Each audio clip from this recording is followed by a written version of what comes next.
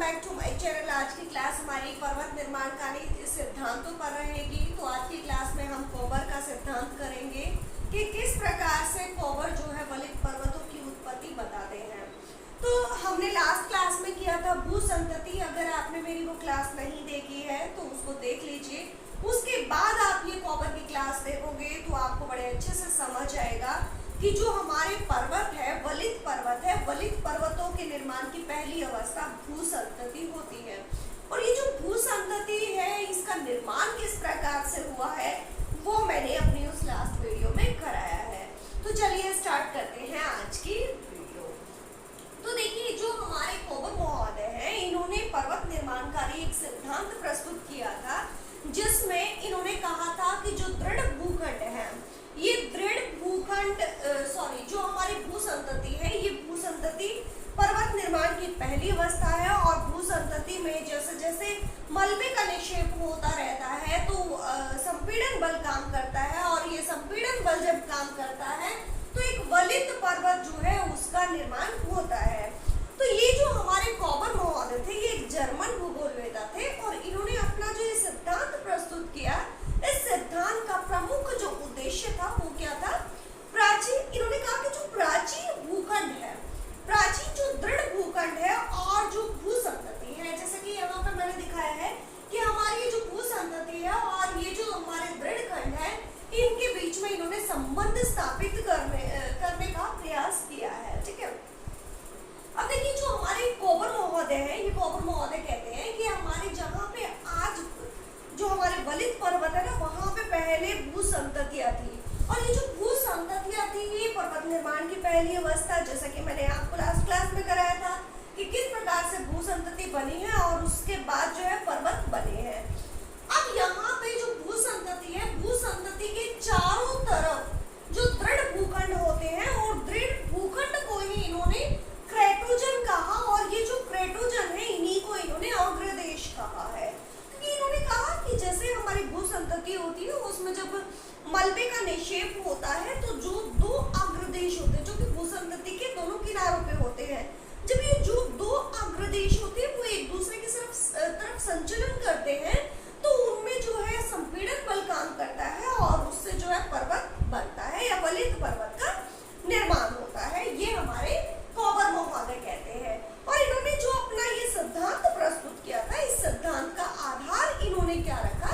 इन्होंने कहा कि जो पृथ्वी है, पृथ्वी पर संकुचन शक्ति जो है वो काम करती है, और इनका ये जो सिद्धांत है पृथ्वी की संकुचन शक्ति पर ही आधारित ये सिद्धांत इन्होंने प्रस्तुत किया था।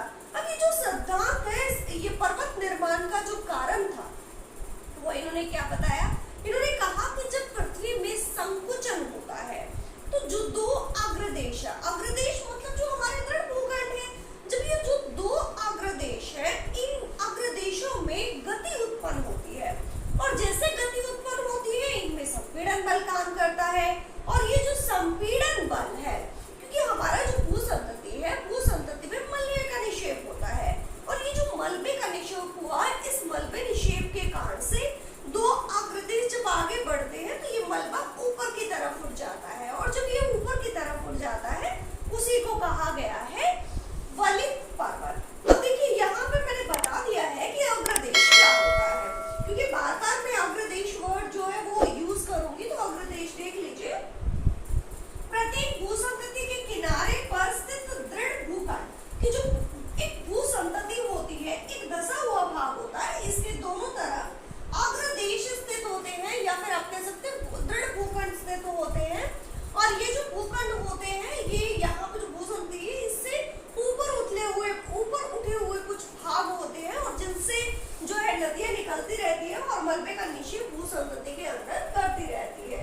अब दूसरा यहाँ पे आता है अवसादीकरण। अब ये अवसादीकरण क्या होता है? तो देखिए, दृढ़ जो भूखंड होते हैं, मैंने यहाँ बताया कि दृढ़ भूखंड होते हैं, जब ये दृढ़ भूखंड होते हैं इनमें जब अपर्दन होता है तो अपर्दन से जो मलबा निकला है वो मलबे का निक्षेप किसमें होता रहेगा? इस भू संतति में होता रहेगा, और इसी को कहा है अवसादीकरण। तो देख लीजिए ये कॉन्सेप्ट किस प्रकार से है। इन्होंने कहा कि जैसे ये हमारी भू संतति है, इस भू संतति में जब अवसादीकरण की प्रक्रिया होती है, मतलब मलबा निक्षेप जब होता है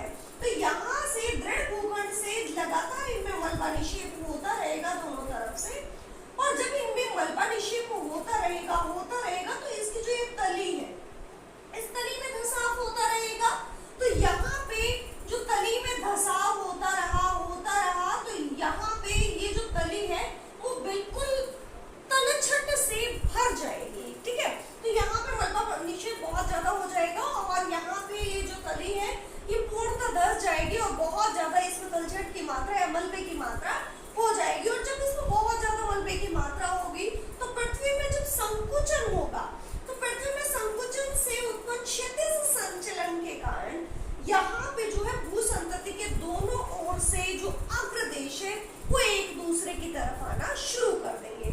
कि मतलब यहाँ पे जो हमारी भूसंतति है ना, इस भूसंतति में जब बहुत ज्यादा मलबे का निक्षेप हो जाएगा तो यहाँ पे जो हमारी पृथ्वी है, पृथ्वी में संकुचन होता है। तो क्योंकि हमारा सिद्धांत संकुचन पर आधारित है, इसीलिए इसको संकुचन सिद्धांत भी कहते हैं। ठीक है, तो कोबर का यहाँ पे पर्वत निर्माणकारी सिद्धांत है जो कि संकुचन, पृथ्वी की जो संकुचन शक्ति है उस पर आधारित था।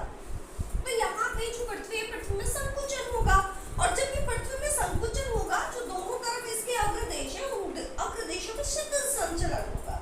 और जब ये इन दोनों में क्षैतिज संचलन होता है तो संपीड़न बल काम करेगा, और संपीड़न बल जब काम करता है तो यहाँ पे हमारे वलित पर्वत देखने को मिलते हैं।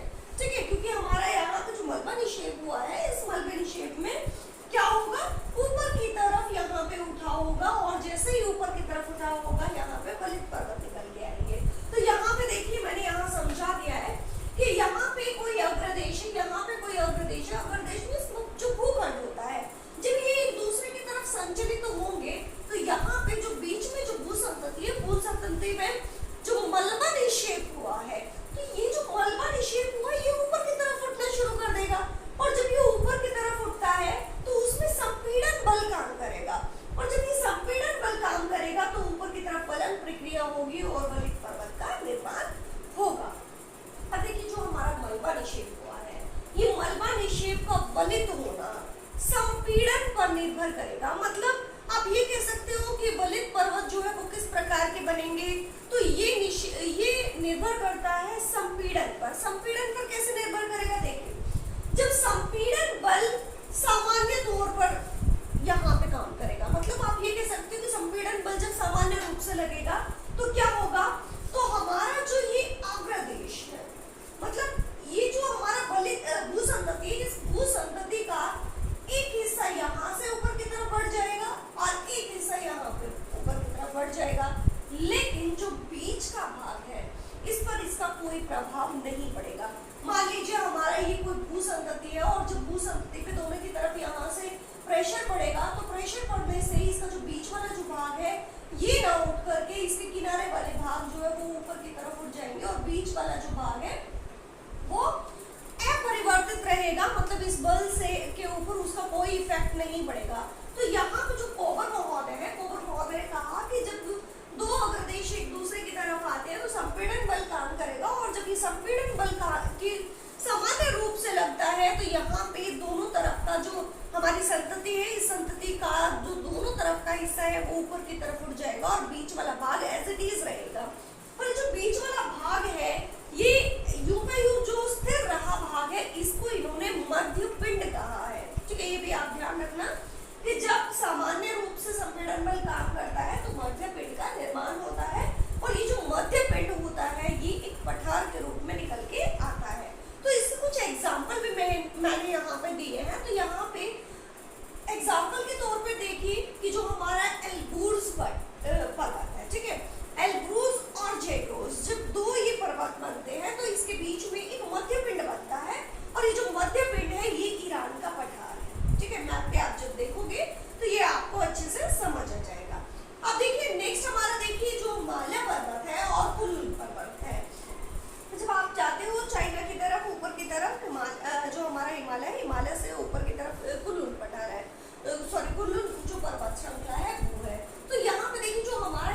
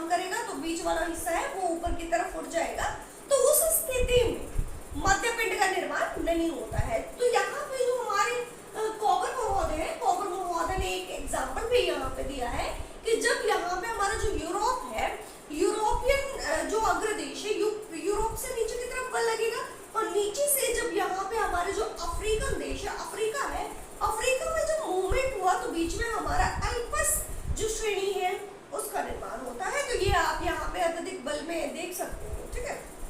अब देखिए यहाँ पे इन्होंने जो है एक एग्जाम्पल और दिया है और यहाँ पे इन्होंने हिमालय का फॉर्मेशन को समझाने का जो है प्रयास किया। तो हिमालय का जो निर्माण हुआ है वो भी देखिए इन्होंने किस प्रकार से बताया। कॉपर महोदय कहते हैं कि ऊपर की तरफ से हमारा अंगारा लैंड अग्रदेश और नीचे की तरफ से हमारा जो गोंडवाना गोंडवाना जो अग्रदेश है वो एक दूसरे की तरफ मूव किया और जब बीच में तैतीस संधि थी और ये तैतीस संधि पर हमारा जो संपीड़न बल है वो बहुत ज्यादा मात्रा में यहाँ पे नहीं लगा और जब ये बहुत ज्यादा मात्रा में नहीं लगा तो बीच वाला हिस्सा तो क्या रह गया, नीचे की तरफ रह गया और इसके दोनों तरफ जो है वो पर्वतीय भाग जो है वो ऊपर की तरफ उठ गए। तो पर्वतीय भाग जो ऊपर की तरफ उठे तो यहाँ पे हमारा नीचे की तरफ हिमालय बन गया और ऊपर की तरफ कुल्लू का जो कुल्लू श्रेणी है वो बन गई है। तो यहाँ पे इन्होंने हिमालय फॉर्मेशन को भी समझाने का प्रयास किया है, ठीक है। ऊपर से अंगारा लेना है, नीचे से गोंडवाना लेना है, बीच में हमारी 33 भू संतति थी और ये 33 भू संतति में बहुत ज्यादा मलबा निक्षेप जब हुआ तो यहाँ पे क्या हुआ, यहाँ से हमारा हिमालय पर्वत निकल गया और जब क्योंकि यहाँ पे संपीड़न बल बहुत ज्यादा अत्यधिक मात्रा में नहीं लगा तो यहाँ पे मध्य पिंड के रूप में तिब्बत का पठार निकल के आया है और ऊपर की तरफ हमारा जो है कुल्लू पर्वत श्रेणियां निकल के आई है। अब देखिए जो कॉपर महोदय है, कॉपर महोदय के सिद्धांत की आलोचना भी हुई और आलोचना कहते हुए जो जोग्राफर्स आए उन्होंने क्या कहा, उन्होंने कहा कि इन्होंने जिस बल का कि यहाँ पे जो व्याख्या की है, मतलब इन्होंने कहा कि जो हमारा संकुचन बल यहाँ पे काम करता है और पृथ्वी में जो संकुचन होता है उस संकुचन के कारण जो है लगातार यहाँ पे संपीड़न बल काम करेगा और संपीड़न बल से पर्वत निर्माण होता है।